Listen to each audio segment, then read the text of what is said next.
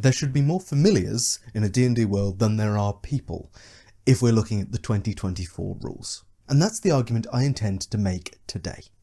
It may sound absurd, but with the changes to D&D's new crafting rules, some features of the spell's new description, and some basic population dynamics, I do firmly believe that in any world that plays by the new D&D rules, the vast majority of people in that world would have a familiar, even if only 1 in 1,000 people could even use magic. How can this be possible? Well, stick around and you'll find out.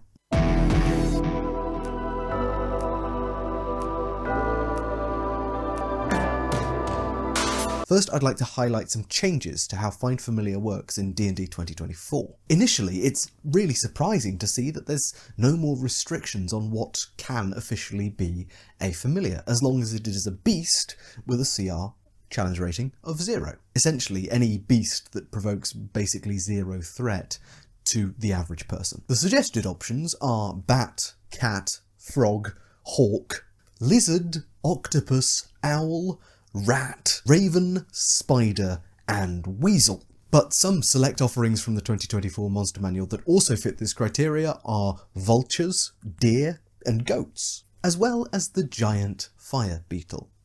Now, the first 3 of these are actually considered medium creatures, which means they can technically be used as mounts by any creature with the small size category. The latter of these, the giant fire beetle, has blind sight and also sheds light in a 20-foot radius, which is incredibly useful. It's a permanent torch. Also, by the way, the deer doesn't provoke any opportunity attacks, so pretty damn useful as a mount. Add in other source books from the past that are supposed to be backwards compatible, and creatures like Onyx or Hongarask are 2 other examples. These guys are both CR0, huge beasts mountable by any PC species, but they are also named creatures, and therefore I would not count them as viable targets for this spell. The giant fly from the 2024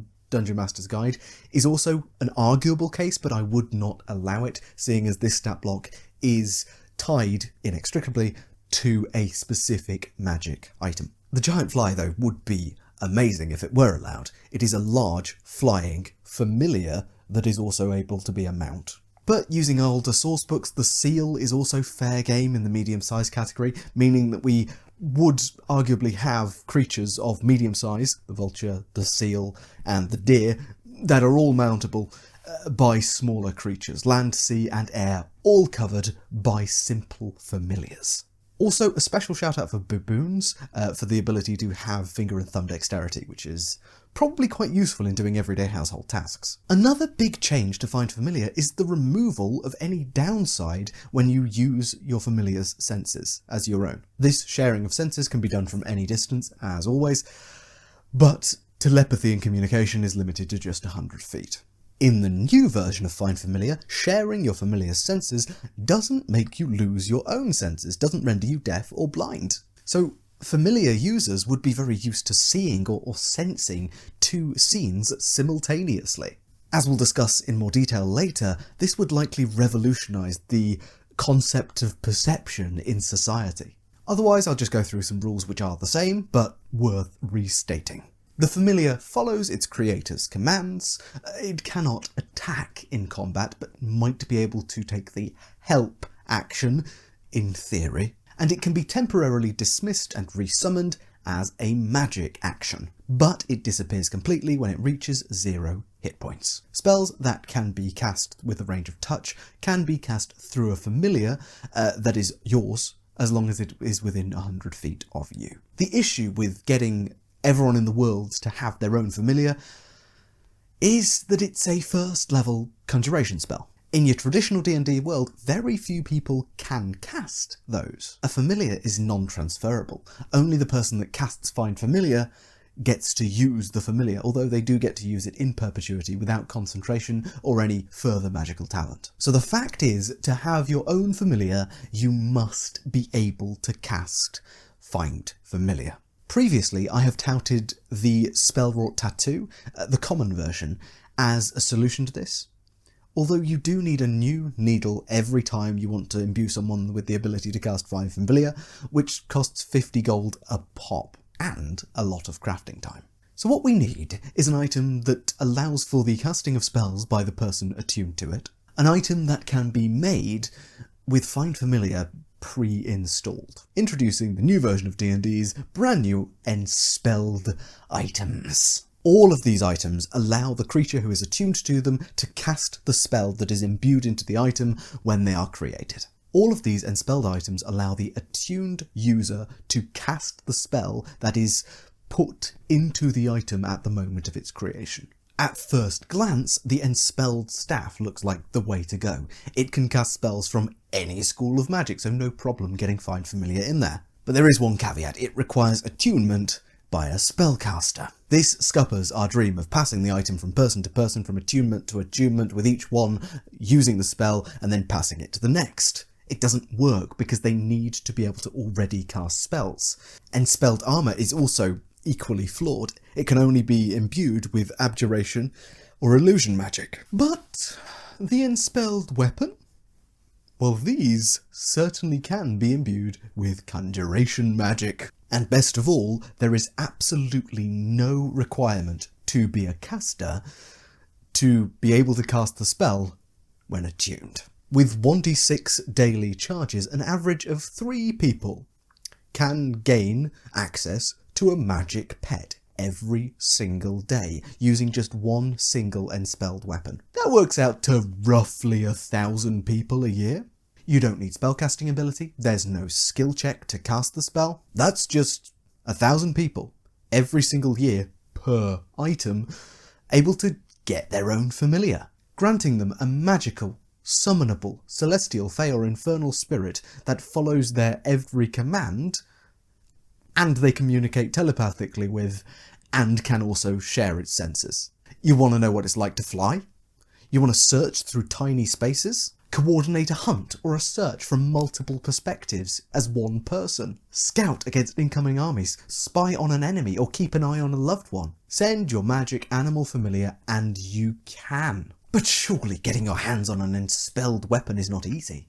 After all, one that is capable of casting first level magic is an uncommon magic item. But by 2024's crafting rules, it's not that hard. The magic item creator needs Arcana proficiency, tool proficiency in the weaponsmithing tool of choice, raw materials worth 200 gold pieces, and the weapon that you seek to enspell. They also need Find Familiar prepared. Thus, it would take a first level wizard with wood carving tool proficiency 200 gold, 1 silver piece, and 10 days to create an item able to give 1,000 people a year their own familiar. For the sheer utility of a familiar, a helper, a companion, a scout, no society in its right mind would turn down such an offer, would not seek for a first level wizard to do exactly this for them. Especially as, with one single helper proficiency in Arcana, the wizard can get this entire job done twice as fast. And that's the argument. Practically, any well-ordered society with any degree of social organisation would see to it that its members have this advantage for the relatively cheap cost of 200-ish gold pieces. They'd see to it that all of their members, or at least the favoured ones, would get a familiar. Maybe in some coming-of-age ceremony to mark the passage into full social responsibility. But I've still got to justify my claim from the start of the video that there'd be more familiars than people. I do stand by it. For as long as there have been first level spells and weapon enchantments, there will have been someone passing out enspelled weapons of Find Familiar. It's just too practical of an idea to not be had. And a familiar can certainly outlast its summoner. There's chiefly 2 ways that can happen. Firstly, the unexpected death of the original summoner, which doesn't cause a threat also to the familiar. We're talking animal attacks, sudden illness, or even just plain old senility. Now, it's very likely that we would see cultural practices develop around permanently dismissing your familiar when you are on the verge of death, reducing the tragedy of separation and also the tragedy of the familiar outliving the summoner. But if the owner doesn't get that chance to permanently dismiss their familiar, or believes they're going to make it and chooses not to, well, that familiar is staying in the world until it hits 0 HP. Another potential fate for familiar survivors is to be temporarily dismissed. Not permanently dismissed, just sent to a small pocket dimension where it awaits their master's summons. If an owner dies while their familiar is temporarily dismissed, well, then the ultimate tragedy happens. A celestial, fey, or fiendish spirit trapped alone in the corporeal body of a beast in a pocket dimension from which there will be no resummoning, there will be no escape, and only loneliness, boredom, and eternity awaits them. In these two ways, familiars may outlast their summoners by generations, hundreds of years, and so there would likely, yes, be more familiars in a world than people at any given time. So with all that said, what sort of a world would this ubiquity and presence of familiars create? The most obvious feature of such a society would be an alteration of the perception of personhood. Much of Western society throughout history has hinged on an individual concept of selfhood, meaning not able to be divided into smaller units. The self, the person, is one singular thing. But certain societies around the world and around our world's history have had different views of what the self actually is. Dividual personhood is the opposite of individual, referring to the notion that the self, the person, cannot really exist outside of context. Specifically, the context of the influences, relationships, and associations with people around you, the people closest to you. Ancestor worshipping, ancestor emulating societies have kind of this dividual feel, as well as those societies which place a greater focus on family than on the individual character of a person in determining what they will be and what the expectations for them are socially. I would wager that a society of people who gain a secondary bestial companion at a certain coming-of-age ceremony, most likely, would have more of a individual sense of who they are than an individual one. Because the entire perception of existence for these people, at least a moral, adult, or elevated existence, is lived in a shared capacity with a personal companion who shares your thoughts and who you can share its senses. Existence, upon this specific coming-of-age ceremony, or whatever it is, suddenly becomes a less individual endeavour, especially in the practice of seeing through another's eyes. That may take on a whole new meaning, and we might see some very strange practices develop around this as well. Our fantasy familiar wielders' spatial senses may be significantly more developed than our own, their sense of perspective, and also their sense of what they look like. It may even be true that the first-person perspective might not be the default one that people experience the world by. People may indeed choose to focus on the heightened senses of the familiar resting perhaps on their shoulder, meaning their sphere of vision, their focus of vision, may be just a little bit further right. This could inform cultural practices of address. You may address the familiar, if it is obvious, around a person before you address the person themselves, as the focus could be through that sight. As now, there's literally no downside to having both forms of perception open at the same time. It may also be that in societies like this, with a form of second sight, there may be a far greater tolerance or lack of significant cultural taboos. Nudity, sexual activity, and secret keeping may all be relatively scuppered if crowds of familiars are running round as tiny little animals in every nook and cranny of a village. People being able to see through the eyes of random little animals all the time that they may have left at home, they may have at their workplace, may have just wandering around, will mean that privacy is a real luxury and may not be a consideration at all in small close-knit societies. Any small beast could wander through at any time. Alternatively, this might go the other way and breed significant paranoia or taboos in themselves. If your familiar is seen somewhere where it's not meant to be, or near someone else's stuff, that could be seen as suspicious.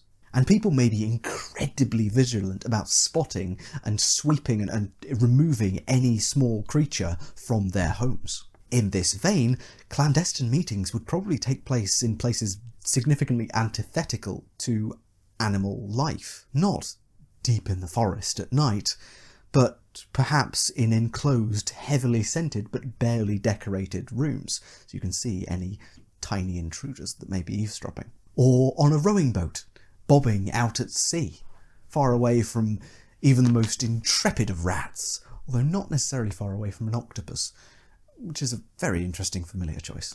Or maybe clandestine meetings are held in featureless cells of polished, rounded white stone. Going back to that sense of self point for a moment though, because some of you may have been thinking that this all sounds very familiar to Pullman's His Dark Materials series. It's got a very similar setup. People have a daemon from birth, a shape-shifting little animal beast that is the nexus of their soul, and everyone has one. And yes, this concept is a very, very clear example of individual personhood in action. But the world of the Golden Compass is not a perfect comparison to D&D's familiars. First, in this world, people die when their daemons do, and vice versa. Daemons can't telepathically communicate with their people, unlike D&D's familiars. And the daemon's ability to change shape ends after adolescence, where they settle into a fixed shape which represents the person that they are associated with. D&D's familiars can't usually change shape at all, unless the spell is recast by the original caster. This may be possible in some cases, like a refresh using an enspelled weapon, but I imagine it would likely be rare in these situations. You're more likely to have your familiar accidentally die and resummon them in a D&D world. This is all to say that familiars have significantly more utility in D&D worlds than Pullman's demons. If your frog friend's death means your death too, you're far more likely to keep it close and protected. On the other hand, if you can resummon a familiar using the village stick, well, you might be a little more willing to send it out on errands further afield and let it do work out of your sight. Sending it to pick some apples, stand watch, or do your laundry. Yes, it's likely that it is probably taboo to have your familiar die, and to have it too far out of your telepathic range as well, so you can't communicate with it. That might be a bit jarring for these people. But it is likely that in a D&D world, the familiar would essentially be used as a labour amplifier, especially in the case of creatures like baboons with some manual dexterity, or goats, which have decent pulling and dragging capabilities. Or they'll be used as a specialist, like bats or owls for nighttime aerial scouting, spiders for infiltration, octopuses for certain investigative tasks. And, sticking to the bottom of boats to seeing what people are saying. But it is without doubt that the ability to share thoughts and ideas and senses would just change how people fundamentally think. Telepathy, in general, in a D&D world, would be perceived as far less alien and strange if everyone in the world already has some experience of limited telepathy with their own companion. And it is also likely that familiar-filled societies will have a greater sense of empathy for the people and animals around them, having experienced the senses of another living creature while it experiences exertion, strife, or even potentially death. I would also speculate that with those two ways we discussed earlier of familiars outlasting their companions, we may see some particularly long-lived familiars, or those who had companions who were famous warriors, sages, or learned men, the familiars becoming sages in their own right upon the passing of their companions. Especially as familiars, although they are generally independent agents, are prohibited from attacking in any form of combat. Pacifistic animal guru spirits who have survived for hundreds of years is a really cool concept. And it may be that some form in the universe's arbitration allows celestials, fae, and fiends to take the form of animal spirits, as long as they have certain prohibitions, as long as they are required to listen to all of the instructions given to them by their summoner, and that they are prohibited from engaging in combat. Maybe this is some sort of compromise that the fae or fiendish or celestial spirits are willing to take to get themselves just the slightest bit of influence on the mortal realm, hopefully not giving them enough power to break things. Familiar spirits may be sleeper agents in an ancient, bewildering proxy war, trying to make some sort of a difference in the world despite their heavily restricted lifestyles. In some ways, the death of a human companion might allow a familiar to move around and act upon its own interests freely at last, assuming they're not already sneaking off to do exactly that while their companions sleep. And back to perhaps that most disturbing of fates for a familiar: eternal abandonment in a temporary pocket dimension, waiting to be summoned by a summoner that will never return, made permanent by their summoner's death while they were dismissed. Spirits locked in a bestial form while in essentially a solitary confinement. No connection to their plane of origin, no connection to their newly summoned home or their companion. Madness would likely set in fast, resentment quickly following, and unless their prohibitions on combat and conflict were broken, well, they couldn't even end it by attacking themselves. But perhaps, after a time, these restrictions begin to weaken. Perhaps they can find a way to escape. Or maybe, if they can't, to leech energy from the world around them, or put their energy into the world. Maybe the corpse of their summoner from long, long ago, with this pocket dimension hovering around it, the pocket dimension becomes a locus for the sort of malicious energy, the bad luck, the unfamiliar, a locus for this horrific, unpleasant malice echoing around the pocket dimension, making ripples into the material world. Maybe eventually familiars will become interdimensional beings of madness, malice, and twisted vengeance. Or maybe they find a way to escape back into the material world with the resentment of ages built up in them, still bound by their inability to cause harm to any other living creature directly. But with all that said, that's where we're going to end. A slightly darker note. I've been Tom, otherwise known as the Grungeonmaster. Thank you so much for watching, and I hope to see you in the next video.